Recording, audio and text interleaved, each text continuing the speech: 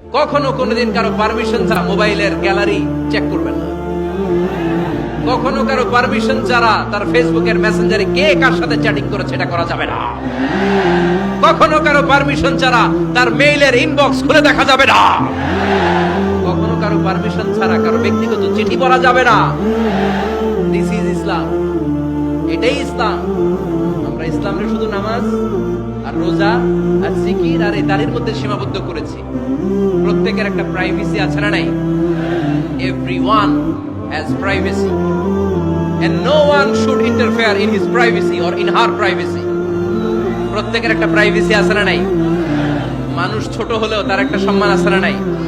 এজন্য ছোট্ট বাচ্চাদেরকে কখনো প্যান্ট খুলতে বলবেন না। অনেকে বলে আরে ছোট মানুষ খোল খোল, আরে তুই খোল, এই খোল খোল খোল, তো আছে না নাই? ওরও প্রেস্টিজ আছে, ওরও সম্মান আছে।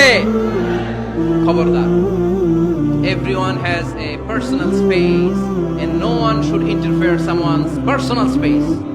কারণ পার্সোনাল স্পেসে যেন আমরা নাক না গলাই। অনেকের বদ স্বভাব ফ্যামিলি ম্যাটার নিয়ে, প্রাইভেট ম্যাটার নিয়ে কথা বলে। ভাই কি চাকরি করে? সরকারি না বেসরকারি? সরকারি। বেতন কত? ওনার বেতন কত? এটা দিয়ে আপনার কি লাভ? ঠিক কিনা? মানুষ একটা দেখলি ভাই বয়স কত, ভাই বেতন কত, ফার্স্ট ইমপ্রেশনে, ফার্স্ট যখন আপনি কারোর সাথে দেখা করবেন বেতন কত, বয়স কত, এগুলো জিজ্ঞেস করা যাবে? কেউ যখন কারো ঘনিষ্ঠ হয়, বন্ধুতে রূপান্তরিত হয়, তখন এই কথাগুলো। শুরুতেই প্রাইভেট ম্যাটার নিয়ে, পার্সোনাল ম্যাটার নিয়ে খোঁচাখুচি করা যাবে